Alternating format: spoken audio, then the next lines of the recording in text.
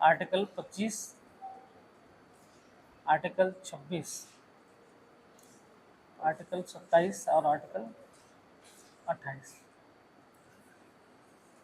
ये 4 आर्टिकल कल हम लोग जिक्र किए थे, बता दिए थे। ठीक है। अब इसमें जो है हम लोगों का है कि जो धार्मिक स्वतंत्रता है उसमें हम लोग बताए थे कि जो है आर्टिकल 25 में जो है अंतःकरण मतलब किसी भी धर्म को मानने का, है ना, किसी भी धर्म को मानने का या उसके अनुसार जो है आचरण करने का या जो है उस धर्म को जो है प्रचार प्रसार करने का जो है उसको अधिकार दिया गया था। ठीक है। 26 में हम लोग बताए थे कि जो है 26 में स्पेशली था कि जो है अगर आप जो है किसी भी धर्म को संचालन के लिए जो है आप ट्रस्ट वगैरह जो है गठन कर सकते थे, है ना। इसमें जो है संस्था जो है गठन करने का जो है प्रोविजन इसमें किया गया था। 27 में था कि जो संस्था आप गठन करेंगे वो क्या होगा, वो टैक्स से मुक्त होगा, मतलब उस पर कोई भी टैक्स जो है नहीं लगेगा। जो भी धार्मिक जो भी दान वगैरह मिलता है उसमें कोई भी टैक्स जो है उसमें नहीं लगाया जाता है। ठीक है। और 28 में था 2 चीज़, उसमें 2 पॉइंट हम बताए थे कि 28 में एक था कि कोई भी जो है पूर्णतः राज्य निधि से प्राप्त जो है कोई भी स्कूल हो, कॉलेजेस हो, है ना, उन सब स्कूल और कॉलेजेस में जो है धार्मिक शिक्षा नहीं दिया जाएगा। ठीक है, एक पॉइंट ये था। दूसरा पॉइंट था कोई भी ऐसा निजी विद्यालय है या कॉलेजेस है जहाँ पे धार्मिक जो है शिक्षा दिया जाना आवश्यक है, ठीक है, तो वहाँ पे दिया जा सकता है निजी वाले में। ठीक है, लेकिन किसी भी विद्यार्थी को जो है वहाँ पे बाध्यकारी नहीं होगा कि जो है उसमें शामिल ही हो। कोई भी धार्मिक आयोजन अगर होगा तो उसमें शामिल होना अनिवार्य नहीं है, वो उसके ऊपर है। अगर मान लीजिए 18 साल से कम है, माइनर अगर उम्र का है, तो उसके गार्जियन का जो है परमिशन चाहिए, और 18 साल से प्लस का है तो फिर उसकी इच्छा है, अगर वो चाहे तो उसमें शामिल हो सकता है, चाहे तो नहीं हो सकता। मतलब उसको छूट दिया गया है कि कोई भी धार्मिक अगर कॉलेजेस या स्कूल में चल रहा है तो वो उसमें शामिल हो या ना हो उसके विवेक पर है। ठीक है, यही जो है 25 से लेकर 28 के बीच में जो है आपका धार्मिक जो है स्वतंत्रता जो है मूल अधिकार के रूप में दिया गया है। ठीक है, तो ये क्या बताता है, ये एक तरह से जो है सेक्युलरिज्म ही तो बता रहा है ना। मतलब जो है अगर किसी भी व्यक्ति को अगर राज्य का अगर कोई धर्म होता, मतलब राज्य अगर धर्म से जो है धर्म में शामिल होती तो सिंपल सा बात है, राज्य उस धर्म को बढ़ाने का प्रयास करता, नहीं करता। मान लीजिए कि अगर मान लीजिए कि मेरा कोई राज्य है और उसको जो है मान लीजिए कि हम इसको नहीं बोले हैं कि भाई ये जो है सेक्युलरिज्म स्टेट है, मतलब धर्मनिरपेक्ष राज्य है, हम नहीं इंडिकेट किए हैं, लेकिन राज्य के नेचर से तो हम पता कर सकते हैं ना। मान लें कि तुम ईमानदार हो तो कोई तीसरा बताएगा कि ये ईमानदार है, तभी हम जानेंगे। जानने का तरीका ये भी है, तुम्हारे नेचर से भी हम समझ जाएंगे कि भाई तुम ईमानदार हो कि बेईमान हो, तुम्हारे कार्य से समझ जाएंगे, है ना। तो तुम बेईमानी कर रहे हो कार्य में और कोई तीसरा बता रहे कि ईमानदार हो, तो मान लेंगे हम? नहीं मानेंगे, क्योंकि भाई तुम्हारा कार्य बेईमानी वाला है, तुम घूस ले रहे हो टेबल के नीचे से, एक काम नहीं कर रहे हो बिना पैसा का, और तीसरा कोई व्यक्ति बोल रहा है कि ये तो बहुत ईमानदार अफसर है, तो कैसे मान लेंगे? तो उसके नेचर से पता चल जाता है। तो राज्य का नेचर देखें तो राज्य का नेचर कैसे नजर आता है, 25 से 28 के बीच में ये राज्य का नेचर ही तो बताता है कि उस राज्य में रहने वाले नागरिकों को धार्मिक स्वतंत्रता दिया गया है कि वो किसी भी धर्म को मान सकते हैं। अगर राज्य का नेचर होता कि भाई धार्मिक रूप से राज्य होता, जैसे हम लोग बोलते हैं इस्लामिक जो राज्य है, जैसे मान लीजिए कि सऊदी अरब है, पाकिस्तान है, या यूएई है ना, जो भी है, सीरिया है, तो वहाँ पे नेचर है राज्य का, वो नहीं बोलेगा, लेकिन फिर भी वहाँ पे क्या नेचर है उनका कि जो है वो इस्लाम को बढ़ावा देगा, इस्लाम के कानूनों को बढ़ावा देता है। ठीक है, लेकिन अगर भारत के तुलनात्मक हम देखें तो भारत में वो नेचर है ही नहीं। भारत में कहीं पे किसी धर्म को बढ़ाने की बात ही नहीं किया गया है, और राज्य जो है किसी धर्म को प्रोटेक्ट भी नहीं करता है। ठीक है, तो राज्य क्या करता है, सभी नागरिकों को जो है धार्मिक स्वतंत्रता दिया हुआ है कि भाई आप किसी भी धर्म को मानिए, किसी धर्म को मानिए, वो आपकी इच्छा के ऊपर है। हमने बोला ना कि अंतरकरण, मतलब अपने अंदर से आपको जो भी इच्छा हो उस धर्म को आप मानिए, उसके उसका जो भी उसका आचरण है उसको आप ग्रहण कीजिए, उसका प्रचार प्रसार कीजिए, उसके लिए ट्रस्ट बनाइए, ट्रस्ट में भी आपको छूट दिया जाता है, टैक्स नहीं लगता। जो भी पैसा कहीं से भी अगर आएगा तो टैक्स तो लगेगा। अगर पैसा आपके पास, अगर पैसा मान लीजिए कि अगर 1 लाख भी है और अगर उस पर टैक्सेबल नहीं है तो वो क्या हो गया, ब्लैक मनी हो गया ना। जो टैक्स विदाउट टैक्स जो पैसा होता है ब्लैक मनी होता है, जो टैक्स का पैसा है व्हाइट मनी है, ये तो है। अब इसमें ये बोल सकते हैं कि सर 7.5 लाख रुपया छूट है, तो 7.5 लाख तक जो है कोई टैक्स नहीं लगता है किसी व्यक्ति को। अगर 7.5 लाख आपका वार्षिक अगर इनकम है तो वो टैक्सेबल नहीं होता है, उसमें कोई जीरो टैक्स है। लेकिन उससे ऊपर है तो टैक्स लगता है। तो 7.5 लाख तक अगर आपके पास है तो कोई दिक्कत नहीं है। लेकिन उसके ऊपर अगर मान लीजिए 20 लाख आपके पास है और टैक्स नहीं दिए हैं तो 7.5 लाख के ऊपर वाला जितना पैसा वो तो ब्लैक मनी हो गया, क्योंकि टैक्स तो आप दिए ही नहीं है भले कहीं से। तो सबसे पहले तो सवाल यही होता है, कोई भी अगर एजेंसी अगर आपके पास आएगा तो सवाल पहले यही पूछेगा कि सोर्स क्या है। आपके पास 7.5 लाख का तो चलो आपने दिखाया कि आपको सैलरी मिल रहा है, लेकिन आपके पास 20 लाख रुपए मिला, छापा पड़ा 20 लाख रुपये आ गया, तो पूछेगा ना कि जो आपके पास जो है ये पैसा आया 20 लाख रुपया, ये कहाँ से आया, पूछेगा। तो आपको सोर्स पहले बताना होगा कि हमको ये पैसा कहाँ से आया, क्या हम काम किए थे कि हमको अर्निंग हुआ। अगर आप नहीं बता पाते हैं तो वो तो ऐसे ही हवाला हो गया, नहीं हुआ, वो हवाला का पैसा हो गया। मतलब सिंपल सा बात, उसका कोई सोर्स ही नहीं है पैसा का। तो सोर्स नहीं है तो गलत पैसा आ गया ना, वो आपने कहीं से इलीगल तरीके से ग्रहण किया है।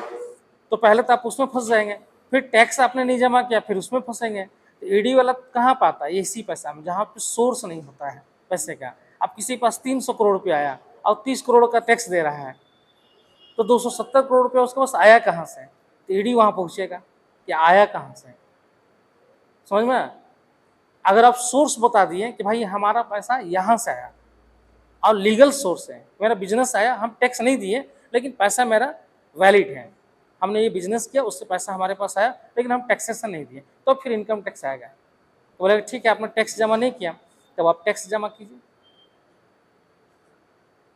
तो फिर उसमें जो है अगर टैक्स नहीं जमा किया तो पेनल्टी उसमें लगाएगा, तो 300 गुना पेनल्टी हो गया उसमें, और टैक्सेशन का पैसा और 300 गुना पेनल्टी, आप जमा कर दीजिए, पैसा आपका वाइट हो गया।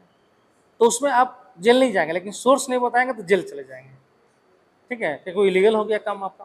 ठीक है, तो राज्य का यहाँ पे क्या है, यहाँ पर राज्य जो है सीधे क्या कर रहा है कि किसी भी धर्म को मानने के लिए दे रहा है, तो आपको जो है छूट भी मिल रहा है। यहाँ पे जो भी पैसा दान से आ रहा है, दान से तो बहुत पैसा आता है, मंदिरों में बहुत सारा दान से आता है। एक एक आदमी 30-30 करोड़ रुपया देता है, कोई सोना का जो है सामान देता है, कोई जो है अलग चीज़ें देता है।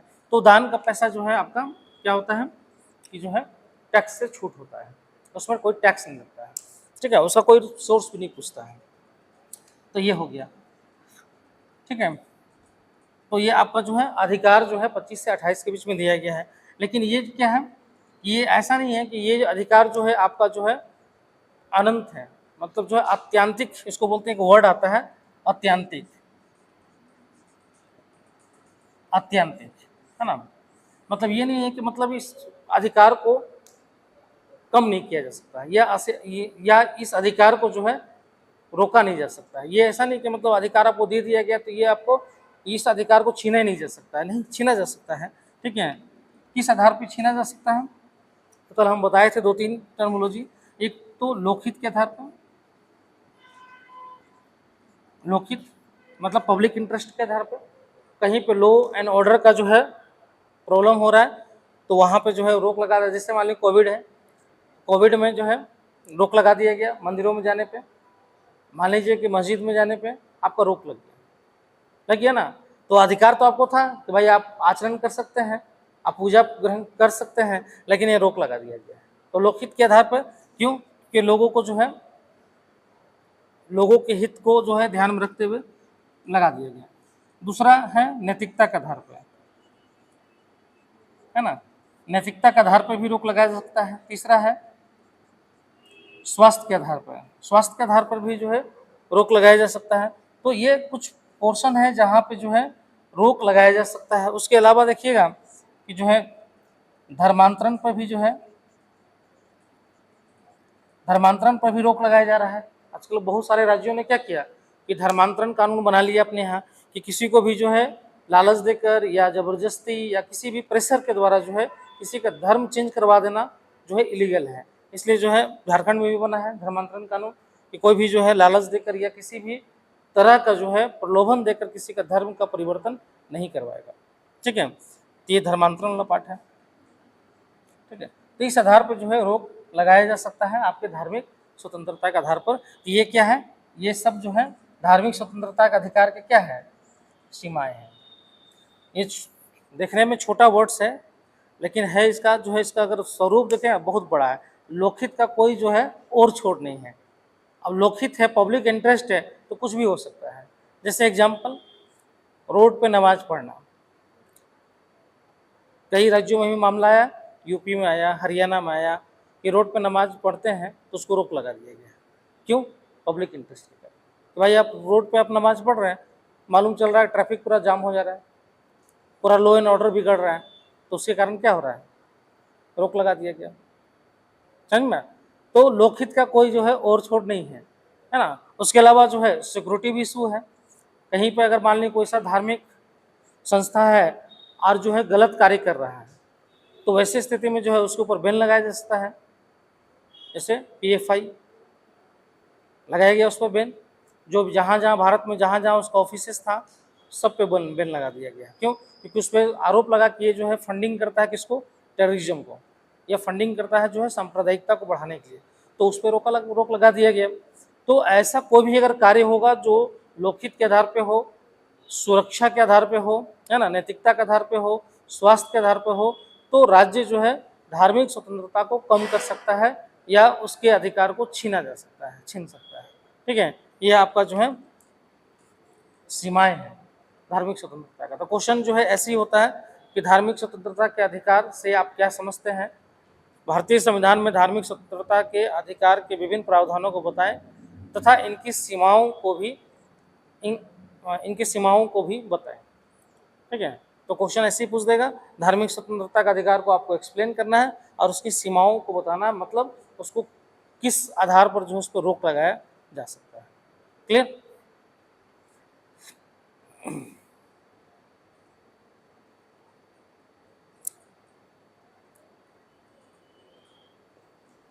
चलो, अब इसमें कुछ केसेस है ना, कुछ केसेस को बता दे रहा है। एक केस है राजा बीरा किशोर।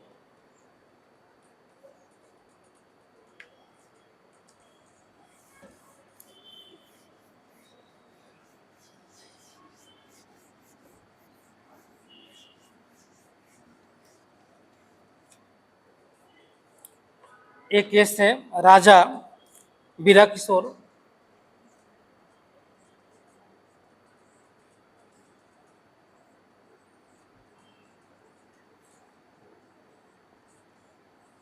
राजा बीरा किशोर वर्सेस उड़ीसा राज्य।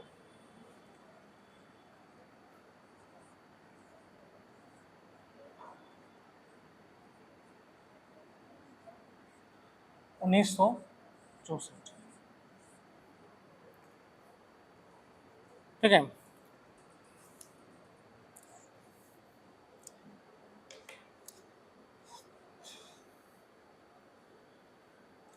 इसमें लिख लो, इस वाद में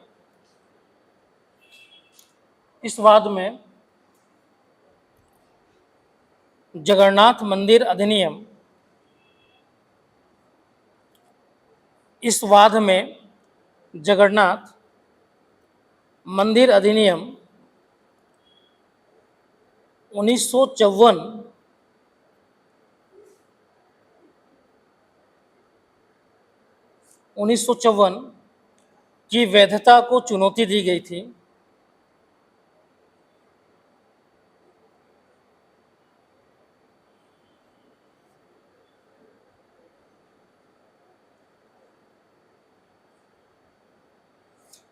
और कहा गया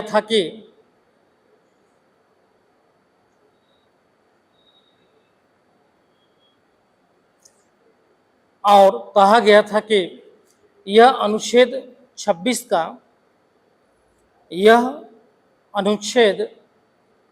का उल्लंघन था।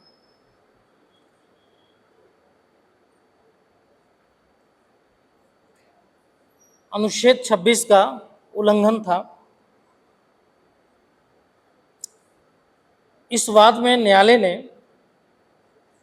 कहा कि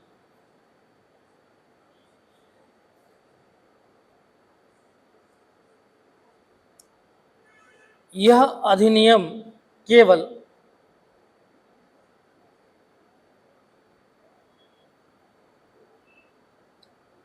सेवा यह अधिनियम केवल सेवा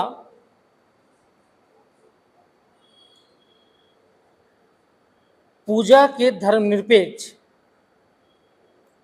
सेवा पूजा के धर्मनिरपेक्ष पहलू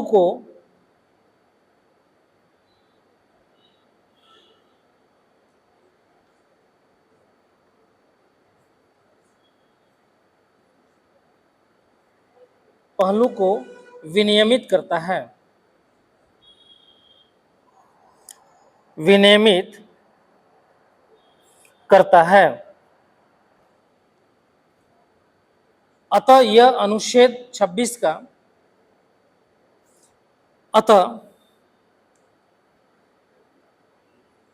यह अनुच्छेद 26 का उल्लंघन नहीं करता है।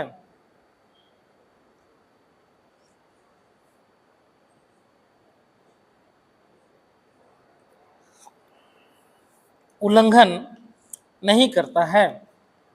अब देखो इस केस में क्या था कि जो जगन्नाथ मंदिर है उड़ीसा में, उस मंदिर को जो है विनियमित करने के लिए कि वहाँ पे पूजा कैसे होगा, मैनेजमेंट कैसे किया जाएगा, प्रबंधन कैसे किया जाएगा, इसके लिए सरकार जो है एक अधिनियम बनाई थी। ठीक है, एक अधिनियम बनाई थी जो 1954 में जो है ये अधिनियम बनाया गया था। ठीक है, एक्ट बनाया गया था 1954 में। ये एक्ट क्या करता है कि जो है जगन्नाथ मंदिर में जो पूजा पाठ होता है, जो भी वहाँ पर मैनेजमेंट होता है, उसको जो है डायरेक्शन दिखाता है। इस एक्ट के माध्यम से जो है डायरेक्शन देने का जो है प्रयास किया गया था। ठीक है, चाहे मंदिर का खुलने का समय, उसका द्वार का जो है खुलने का, ये सारी चीज़ें, इसी चीज़ को जो है चैलेंज किया गया था इस केस में। राजा बीरा किशोर जो है चैलेंज किए थे कि चूंकि जो है आर्टिकल 26 में अधिकार दिया गया है कि कोई भी व्यक्ति या कोई भी जो है धर्म को संचालन करने के लिए संस्था बना सकता है, और वो संस्था जो है उस धार्मिक मामलों को जो है क्या कर सकता है, संचालन कर सकता है। क्लियर? तो आर्टिकल 26 में दिया गया ना कि जो है आप संस्था का निर्माण कर सकते हैं, और वो संस्था जो है स्वतंत्र रूप से क्या करेगा, स्वतंत्र रूप से जो है मंदिर का प्रबंधन करेगा। ये है तो 26 में दिया गया। तो बोला गया कि जो एक्ट बनाया गया था, तो ये जो स्वतंत्र रूप से प्रबंधन का जो बात है, ये जो एक्ट है ये क्या कर रहा है, रोक रहा है, ये जो है उल्लंघन कर रहा है। इसी को लेकर जो है इस केस में गया था और बोला गया था कि जो ये एक्ट बना है, ये एक्ट जो है इलीगल है। क्यों? क्योंकि ये फंडामेंटल राइट का जो है उल्लंघन कर रहा है। और किसका उल्लंघन कर रहा है? आर्टिकल 26 का। ठीक है, आर्टिकल 26 का जो है उल्लंघन कर रहा है।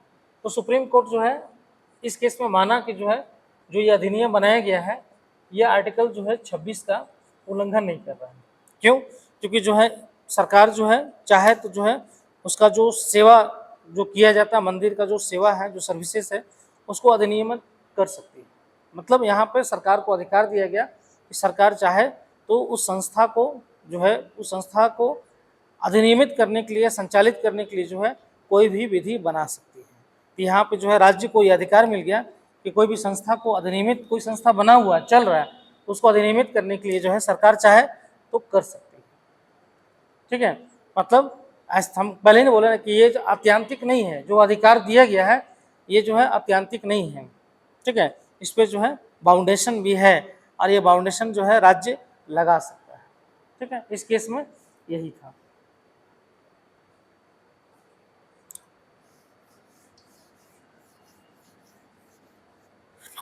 दूसरा केस देखें,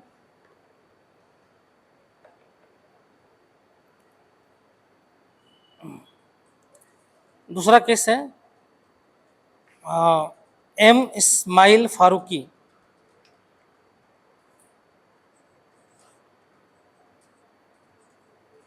एम इस्माइल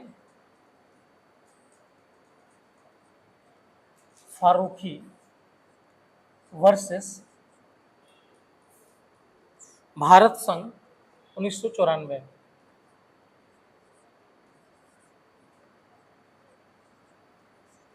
भारत संघ 1994।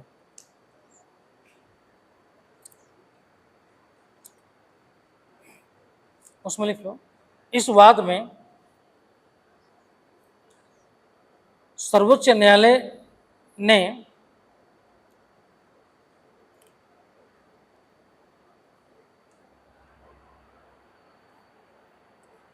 इस वाद में सर्वोच्च न्यायालय ने कहा कि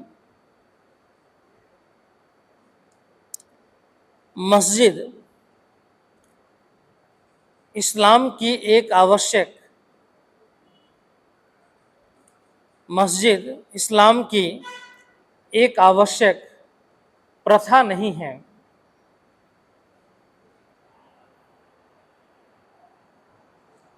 अतः एक मुसलमान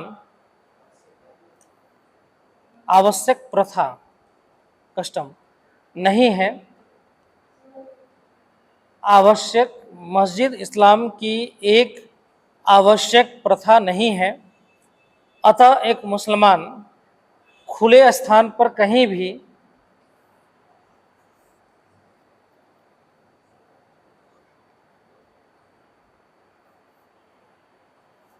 अतः एक मुसलमान खुले स्थान पर कहीं भी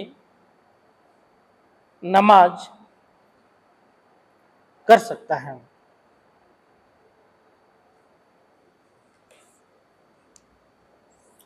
खुले स्थान पर कहीं भी नमाज कर सकता है। ठीक है। अब सुप्रीम देखो, ये मामला देखो पहले भी आया है, बोला गया, इसमें बोला गया कि जो है खुले में जो नमाज पढ़ा जाता है वो लीगल है या इलीगल है, क्या पढ़ सकता है कि नहीं पढ़ सकते हैं। तो यहाँ पे जो पक्षकार था उसने साबित किया कि इस्लाम में जो है तो ज़रूरी नहीं है कि नमाज जो है मस्जिद में ही पढ़ा जाए, क्योंकि मस्जिद का प्रथा है नहीं कि नमाज जो है मस्जिद में ही पढ़ा जाता है। नमाज जो है कहीं भी पढ़ा जा सकता है। ये प्रथा बना दिया गया लेकिन ये प्रथा है नहीं, समझ में आया? तो ये केस गया था तो सुप्रीम कोर्ट इसमें माना कि हाँ जो है मस्जिद जो है ये इस्लाम में एक प्रथा नहीं है। जैसे मंदिर जो क्या है, प्रथा है। पूजा अगर होता है तो मंदिर में ही होगा, है ना, मंदिर में ही होगा पूजा, या तो फिर आप घर में पूजा करेंगे। तो पूजा का जो है प्रथा है कि मंदिर है, मूर्ति है तो पूजा होगा, या जहाँ भी मूर्ति स्थापित है वहाँ पे पूजा आप कर सकते हैं। लेकिन जहाँ मूर्ति नहीं वहाँ पे नहीं करते हैं आप, ठीक है। लेकिन इस्लाम में ये प्रथा नहीं है कि जो है मस्जिद नहीं है तो नमाज वो नहीं पढ़ता होगा। मस्जिद नहीं है कहीं पे तो नमाज वो पढ़ सकता है ना, खुले में भी पढ़ सकता है, ठीक है। तो ये माना गया कि खुले में नमाज पढ़ा जा सकता है।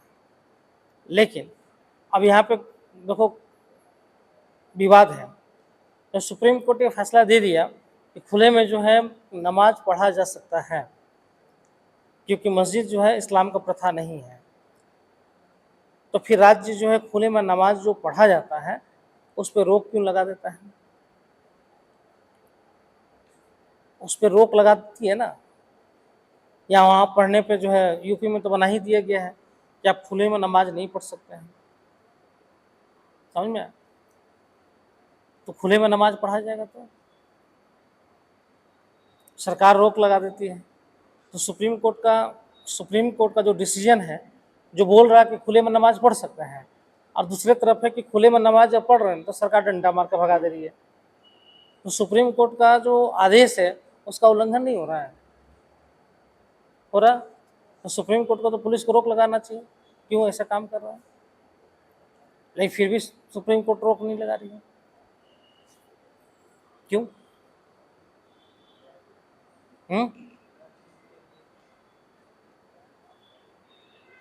लगाना चाहिए कि नहीं लगाना चाहिए? नहीं लगाना चाहिए। अभी एमपी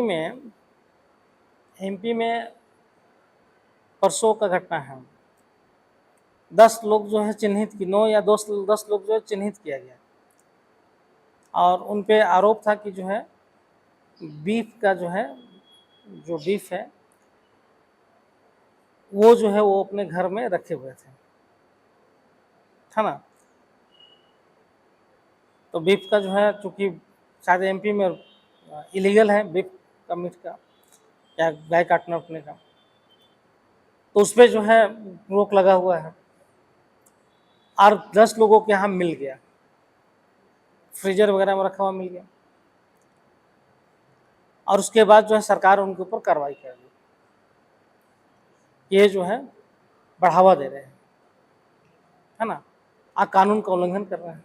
तो कार्रवाई भी क्या हुआ कि 10 या 9 लोग जो भी थे उन सब का जो है मकान को जो है ध्वस्त कर दिया गया, बुलडोजर चला गया इस आरोप में। क्या तो ये जो है परसों का घटना है, परसों या उसके 1-2 दिन का है, न्यूज़ में ही आया था बुलडोजर चलाया गया। तो बुलडोजर जब चलाया गया तो चूँकि कोर्ट में जाएगा मामला, वो बाद में देखा जाएगा, लेकिन अभी तो घर गिर चुका है ना। अब कोर्ट में मान लीजिए गलत इसको बोला जाएगा तो बोला जाएगा सरकार को कि भैया आप उठा के दीजिए घर उसको, तो वो अलग बात है। लेकिन जब तक केस चलेगा 4 साल 5 साल तब तक तो उसका घर गिर चुका, समझे कि वाकई में वो बीफ था कि कोई और मीट था या कुछ और था। वो तो अब जब जाएगा लेबोरेटरी में तब वहाँ पे जो है लेबोरेटरी में जो है चेक होगा कि मीट किसका था, लेकिन जो है तत्काल तो कार्रवाई कर दिया गया।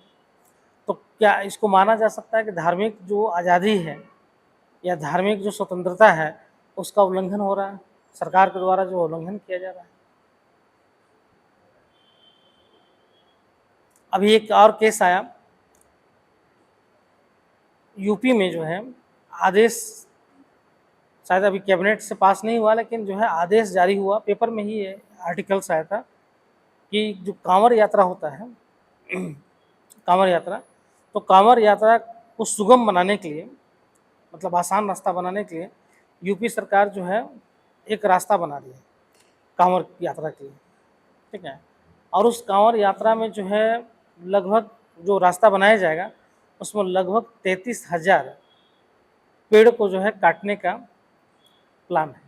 अभी काटा नहीं गया है, लेकिन उसमें उस रास्ते में जो है 33,000 पेड़ आएगा जिसको काटा जाएगा।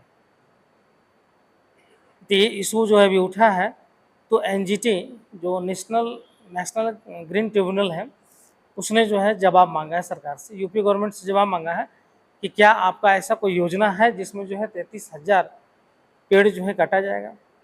और 33,000 पेड़ कटने का मतलब है कि पर्यावरण को बहुत ज़्यादा नुकसान।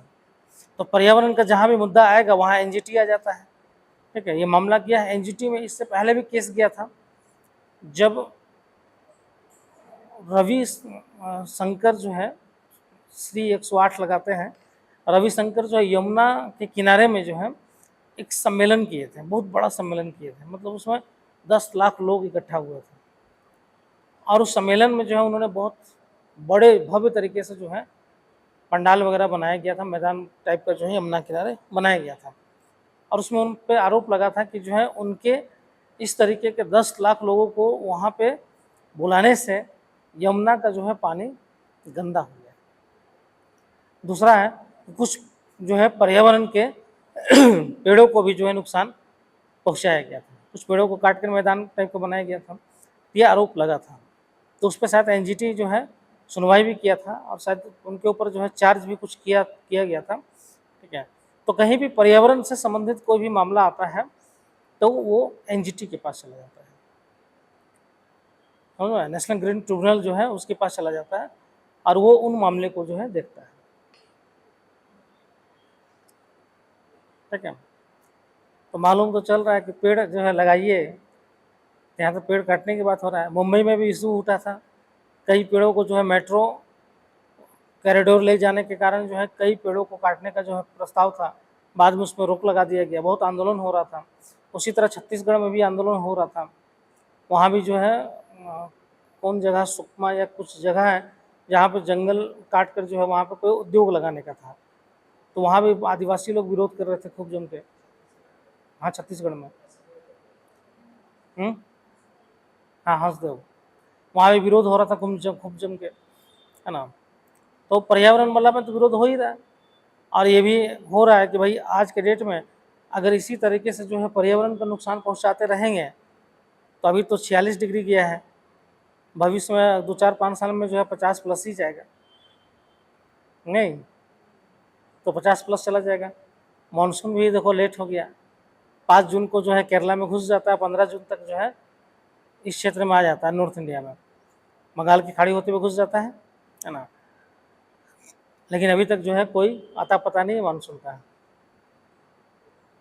है। आज जो है लगभग 19 जून हो गया है। कल थोड़ा बहुत बारिश हुआ है उधर, तो बंगाल में जो है कोई चक्रवात वगैरह था, उसका प्रभाव का बारिश था। मानसून का बारिश तभी हुआ ही नहीं।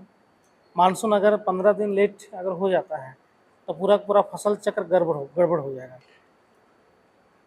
क्योंकि पानी है ही नहीं। पानी का लेयर भी नीचे चला जा रहा है, इतना हीट है कि पानी का लगभग, हम तो देख रहे हैं कि गांव जहाँ पे 60 फीट में 50 फीट में पानी आ जाता था, वहाँ 100 फीट में भी पानी नहीं आ रहा है। सारा चापानल जो है बिगड़ चुका है, मतलब 100 फीट अब नीचे जाना पड़ेगा। तो अगले 10 साल में तो 100 फीट के 200 फीट नीचे भी नहीं पानी मिलेगा। पानी का लेयर नीचे जा रहा है, पानी संकट होगा, जल संकट हो रहा है। दिल्ली में तो बहुत तबाही है जल का, पता नहीं दिल्ली वाला, अब हमको समझ में आता है कि हड़प्पा सभ्यता का पतन क्यों हुआ था, यही सब कारण रहा होगा। बोलते ना पारिस्थितिकीय तंत्र का बिगड़ जाना, यही सब कारण हुआ होगा। अत्यधिक ताप हो गया होगा, सूखा पड़ गया होगा, बिगड़ गया, लोगों पास मिलेगा नहीं तो क्या करेगा, माइग्रेट करेगा। अब दिल्ली में अगर इसी तरह 5 साल रहेगा तो लोग वहाँ रहेगा, पानी ही नहीं मिलेगा तो रह के क्या करेगा, वहाँ पर मर जाएगा प्यासे बिना। तो मालूम चलेगा लोग वहाँ से माइग्रेट करके जो है दूसरे जगह भागेगा जहाँ पर पानी मिलेगा, नहीं होगा ना। तो पानी की स्थिति बहुत खराब है, नदी सूख गया है लगभग, बारिश नहीं होगा तो फसल होना बहुत मुश्किल है, और फसल नहीं होगा तो फिर इतना बड़ा जनसंख्या को खिलाएंगे कहाँ से आप उत्पादन नहीं करेंगे, दूसरा देश तो अपना जनसंख्या का पूर्ति करके ही आपको निर्यात करेगा ना। हम भी निर्यात करते हैं तो अपना जनसंख्या को रख लेते हैं, तब तो घर में खाने के लिए खर्ची रखेंगे, उसके बाद ही ना दूसरे को देंगे, नहीं रहेगा तो फिर कहाँ से देंगे। तो प्रॉब्लम तो है। तो उस क्वेश्चन का जवाब नहीं दिए कि जो आज के डेट में जो राज्य द्वारा जो कार्रवाई किया जा रहा है खुले में नमाज पढ़ने पे, तो सुप्रीम कोर्ट का फैसले का तो उल्लंघन है कि नहीं है तो फिर कार्रवाई तो होना चाहिए ना राज्य सरकार के ऊपर, नहीं होना चाहिए, नहीं होना चाहिए। क्यों? क्योंकि जो है दिया हुआ संविधान में ही पब्लिक इंटरेस्ट पे जो है सरकार, राज्य सरकार कार्रवाई कर सकती है। खुले में नमाज पढ़ने का राइट है, लेकिन वैसे जगह में राइट नहीं है जहाँ पे लॉ एंड ऑर्डर का सिचुएशन बिगड़ जाए, जहाँ पे पब्लिक इंटरेस्ट को जो है नुकसान हो जाए, वैसी जगह में आप नहीं पढ़ सकते हैं। आप मैदान में पढ़िएगा तो कौन रोकने जाएगा, लेकिन रोड पे पढ़िएगा तो राज्य सरकार लॉ एंड ऑर्डर के अनुसार उस पर कार्रवाई कर देता है, कर सकती है, तो उसको अधिकार है। तो सुप्रीम कोर्ट का फैसला जो है लॉ एंड ऑर्डर तोड़ के पढ़ने के लिए नहीं है, बल्कि वैसी जगह जहाँ पे लोकहित को बाधा ना पहुँचे आप नमाज पढ़ सकते हैं। समझ में? तो ये चीज़ें, इसलिए जो है ये राज्य सरकार जो कार्रवाई करती है वो उचित है, अनुचित नहीं है ना। क्योंकि वो जो रेफरेंस देती है कि हम क्यों कार्रवाई किए, तो देती है कि लॉ एंड ऑर्डर के कारण। क्योंकि मान लीजिए कि वो रूट ऐसा है कि अगर वो 1 घंटा जाम हो गया तो पूरा का पूरा जो है सिटी जो है ब्लॉक हो जाएगा, तो लॉ एंड ऑर्डर का परेशानी है। कोई उसी सिटी में जो है कोई अगर बम लगा दिया तो पूरा सिटी खत्म हो जाएगा, तो इशू हो जाता है, इस कारण वो कार्रवाई कर सकती है। क्लियर?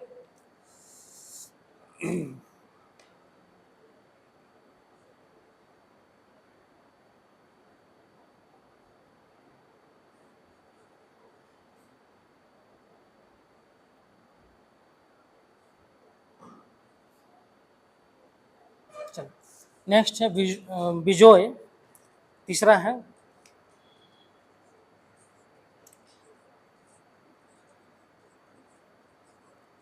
विजोय इमैनुअल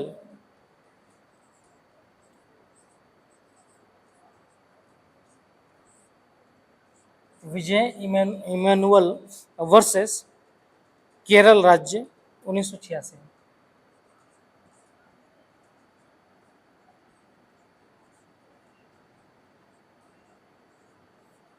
1986।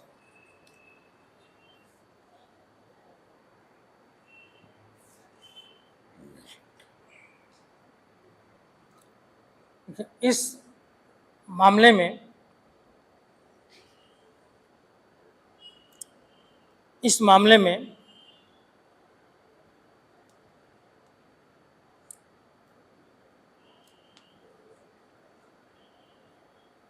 स्कूल के 3 बच्चों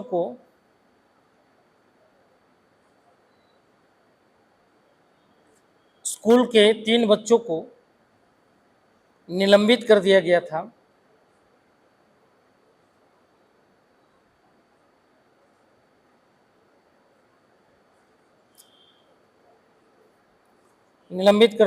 था।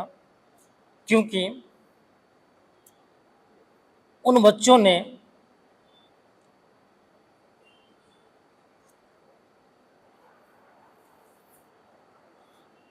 ने राष्ट्रगान गाने से इनकार कर दिया था।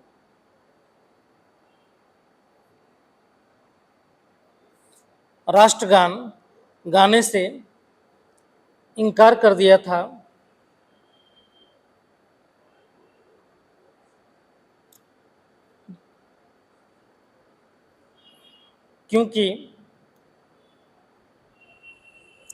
क्योंकि ये उनके विश्वास के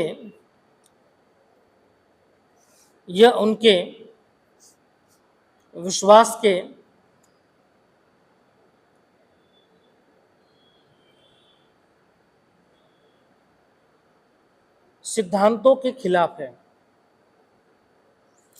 विश्वास के सिद्धांतों के खिलाफ है। उसी में लिखना, इस मामले में सुप्रीम कोर्ट ने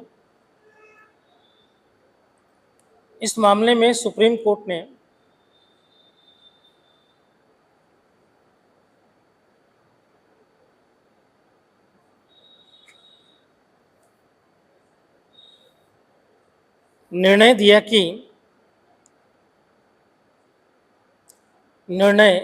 कि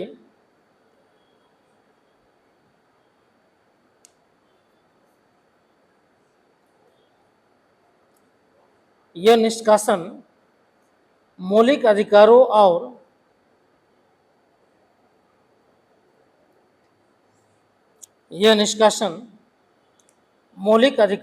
और धर्म की स्वतंत्रता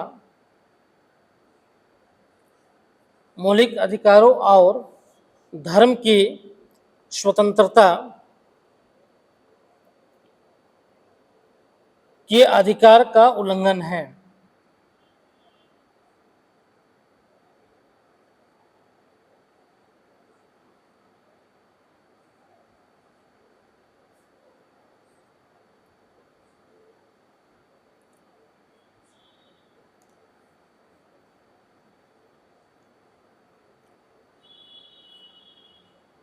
परिवर्तन के खिलाफ है। ठीक है, अब इसमें केस था कि जो है 3 बच्चा जो है, इसमें केरल राज्य का मामला है कि 3 बच्चे जो है राष्ट्रगान गाने से इनकार कर दिया।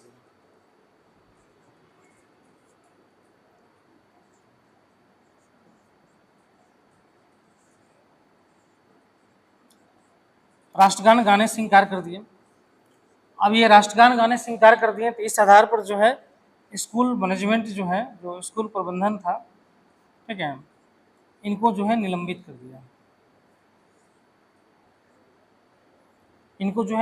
दिया।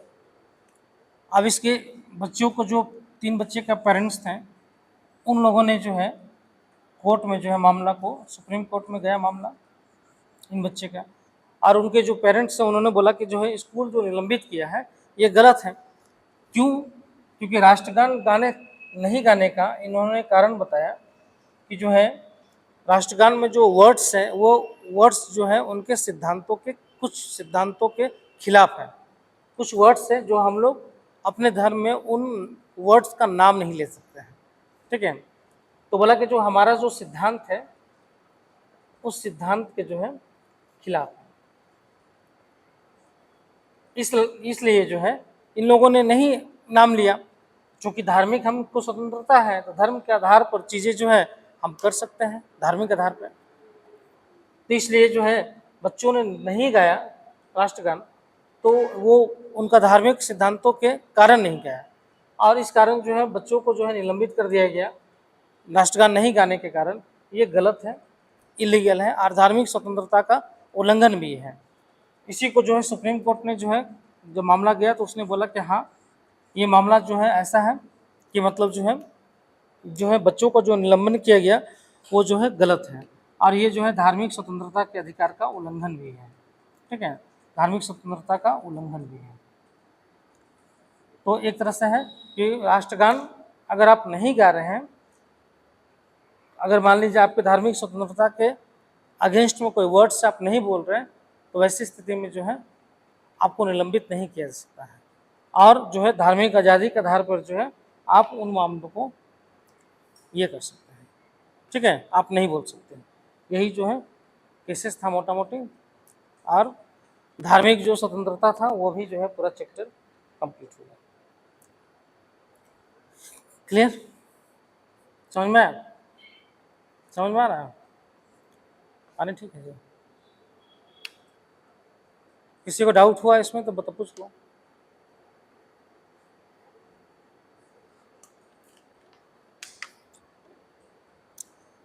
डाउट नहीं है इसमें किसी को? है? एक क्वेश्चन लिख लो इसमें।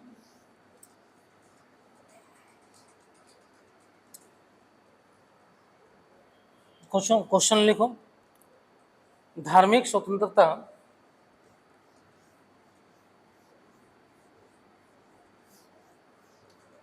से आप क्या समझते हैं?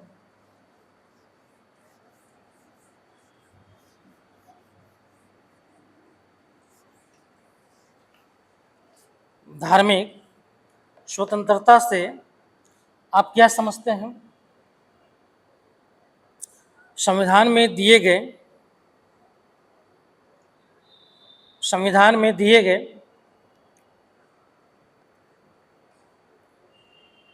धार्मिक स्वतंत्रता के विभिन्न प्रावधानों को बताएं। विभिन्न प्रावधानों को बताएं।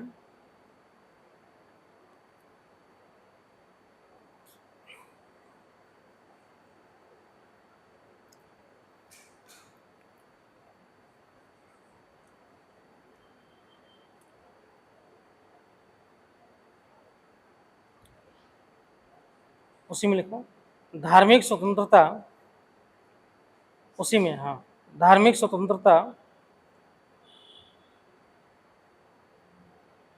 के अधिकारों की सीमाओं को भी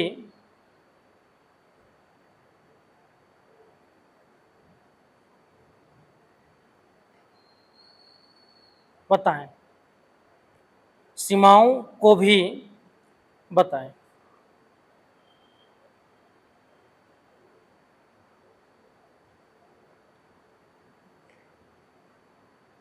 ठीक है, ये आपका जो है 40 मार्क्स का जो है क्वेश्चन है, 40 नंबर का।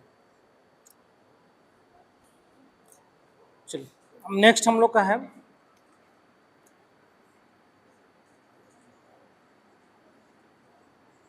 संस्कृति एवं शिक्षा संबंधी अधिकार।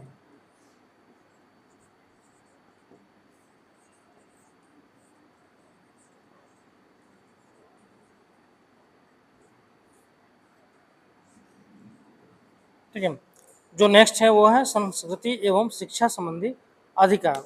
इसमें जो है 2 आर्टिकल्स है इसमें, आर्टिकल 29 और 30। ये दो आर्टिकल्स इसमें जो है दिया गया है, 29 और 30। ठीक है।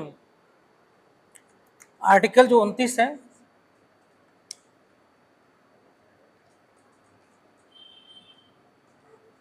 आर्टिकल 29 ये स्पेशली बताता है कि जो है अल्पसंख्यक वर्गों के हितों का संरक्षण करता है। अल्पसंख्यक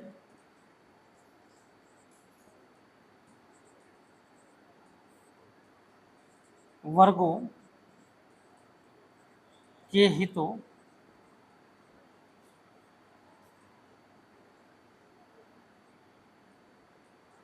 का संरक्षण।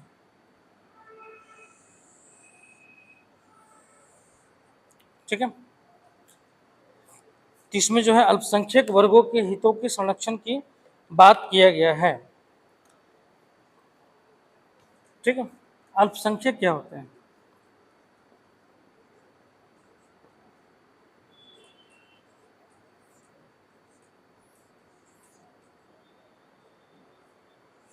अल्पसंख्यक किसको बोलेंगे?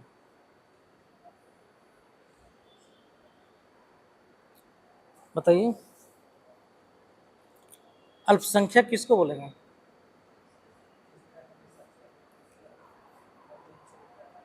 जिसकी जनसंख्या कम हो, धर्म के आधार पर। अच्छा,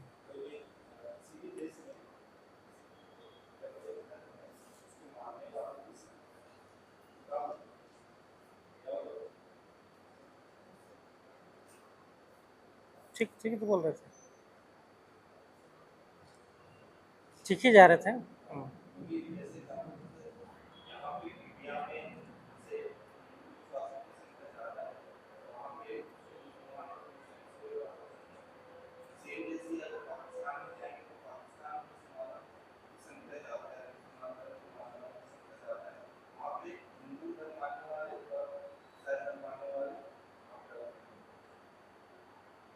ठीक है।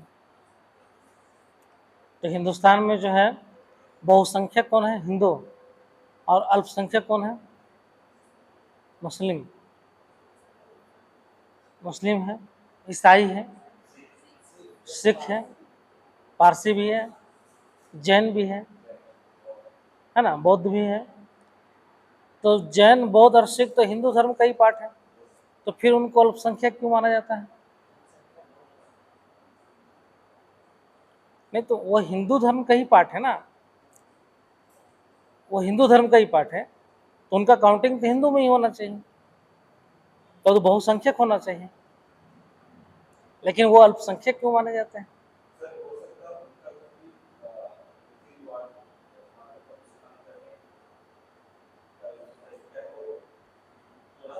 अलग है।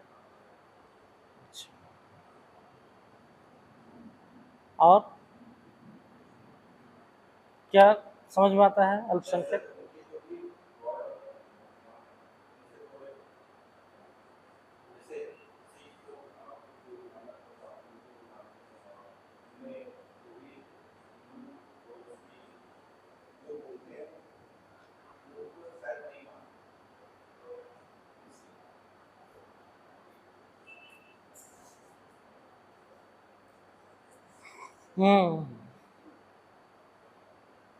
क्या होगा?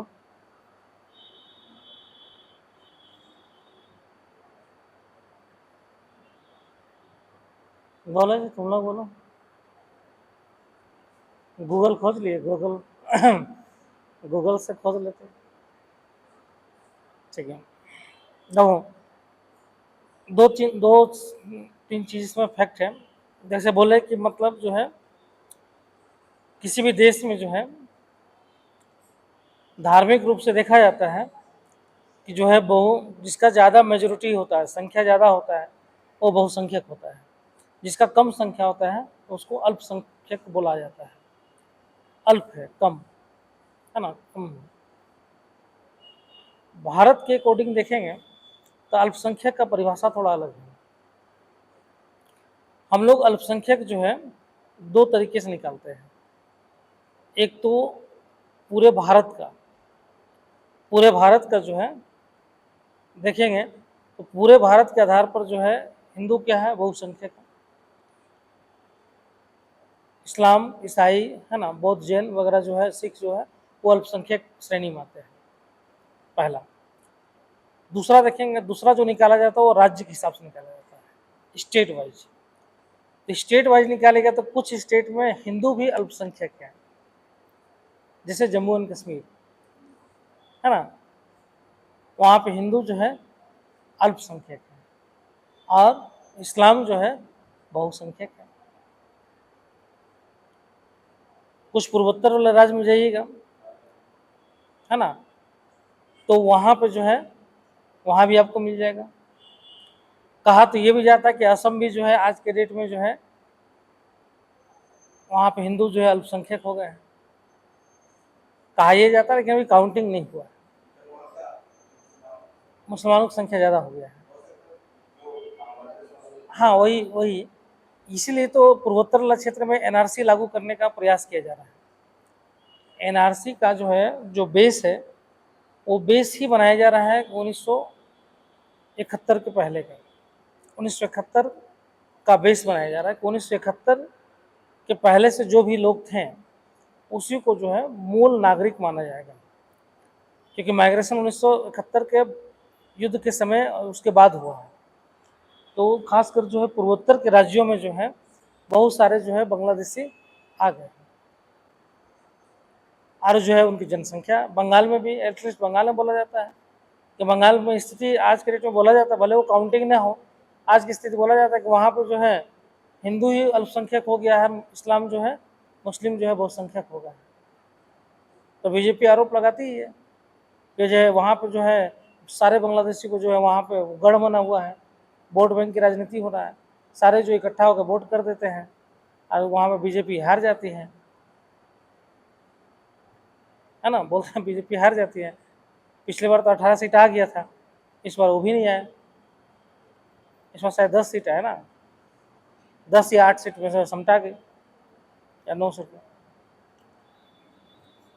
तो एक आरोप ये भी लगता है, लेकिन वो पॉलिटिकल है, तो कुछ और ही नहीं कि मतलब आप वहाँ पे नहीं जीत रहे हैं तो इस तरीके का होगा। तो काउंट करने का है कि काउंट अगर आप कर रहे हैं है ना, तो उसमें क्या निकल के आ रहा है वो डिपेंड करता है।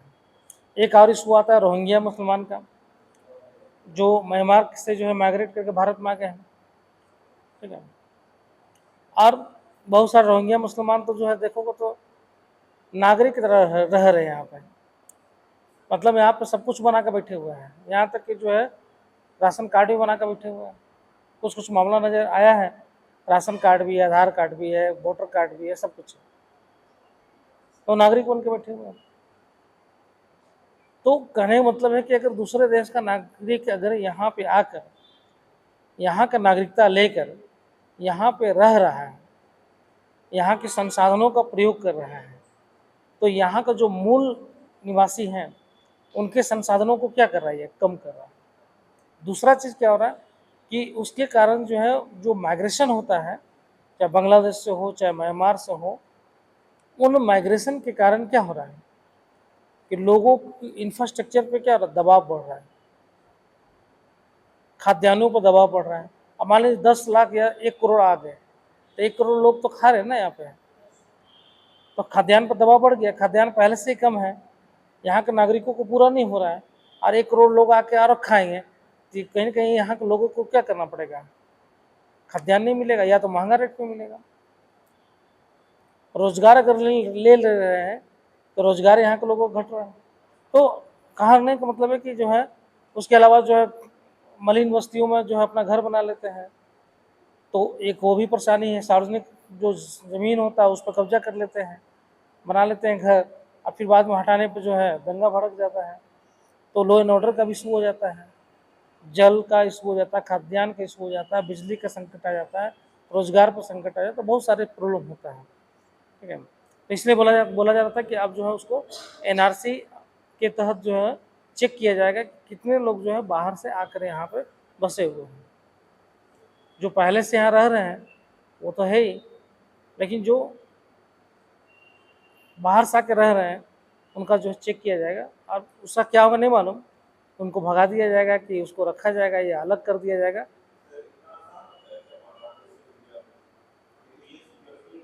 है, आसान है। पहले तो बॉर्डर सील नहीं किया गया था, बॉर्डर ओपन बॉर्डर था ना, तो ओपन बॉर्डर में लोग घुस के चले आते थे। दूसरा चीज़ था कि बांग्लादेश और बंगाल इन दोनों में बहुत सिमिलरिटी है, मतलब कल्चरल सिमिलरिटी है और जो है जैविक सिमिलरिटी भी है, लैंग्वेज सिमिलरिटी भी है।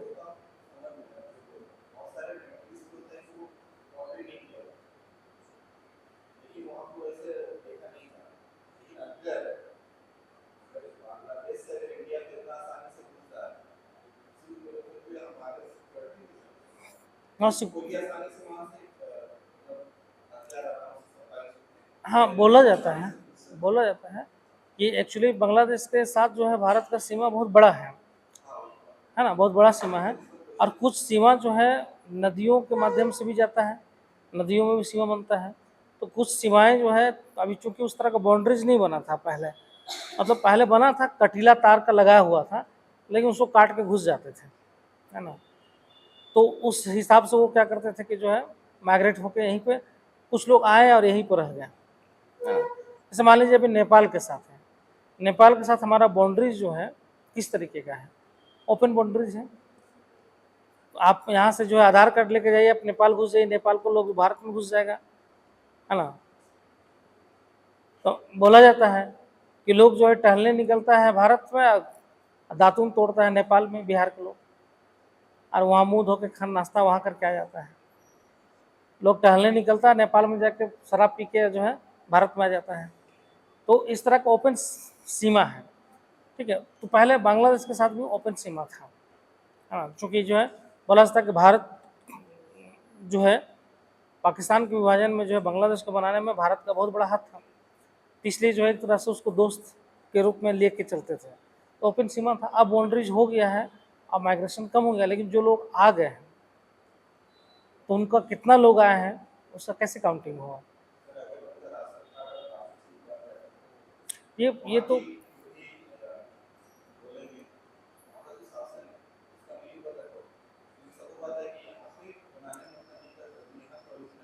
पॉलिटिकल है ना, पॉलिटिकल इशू है। अब मान लीजिए 10 लाख लोग आ गया, तो पॉलिटिकल लोग उसको बसा दिया गया वोट बैंक के लिए, वोट बैंक के लिए बसा दिया गया। अब वोट बैंक के लिए बसा दिया गया, उसको वोटर कार्ड बना कर दे दिया गया, अब वो वोट बैंक हो गया, और जब तक वो रहेगा तब तक उस पार्टी को वोट करते रहेगा, इसलिए इसको हो जाता है। हाँ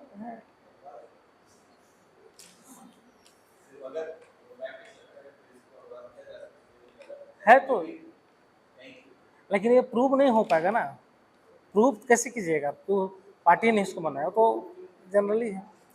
देखो अल्पसंख्यक का जो परिभाषा है भारत में दो तरीके से है। अल्पसंख्यक जो है केंद्र सरकार जो है, केंद्र सरकार अलग देती है अल्पसंख्यक का दर्जा, और राज्य जो है राज्य में जो है अल्पसंख्यक का दर्जा देती है, ठीक है। तो कोई जरूरी नहीं है कि जो केंद्रीय स्तर पर जो अल्पसंख्यक है वो जो है राज्य स्तर पर जो है अल्पसंख्यक नहीं होगा, ठीक है। राज्य स्तर पर जो है मान लीजिए कि केंद्रीय स्तर पर देखें तो हिंदू जो है बहुसंख्यक है, लेकिन राज्य स्तर पर जो है हिंदू जो है कहीं कहीं अल्पसंख्यक भी हो जाता है, ठीक है।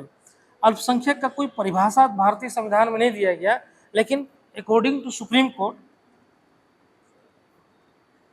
जिसकी संस्कृति हो और जिसका जो है लिपि हो, समझ में, अकॉर्डिंग टू सुप्रीम कोर्ट, संविधान में कोई परिभाषा नहीं है, अकॉर्डिंग टू सुप्रीम कोर्ट किसी समुदाय का या संप्रदाय का, है ना, संस्कृति अलग हो, संस्कृति अलग होगा, सिंपल सी बात है, धर्म अलग होगा तभी संस्कृति अलग होगा। अब हिंदू धर्म है तो कल्चर अलग है, इस्लाम में तो कल्चर अलग है, बौद्ध है तो कल्चर अलग है, जैन है तो कल्चर अलग है, ठीक है। तो धर्म शामिल हो जाएगा कल्चर में ही। तो संस्कृति जिसका अलग हो और जिसका लिपि हो, ठीक है, और जो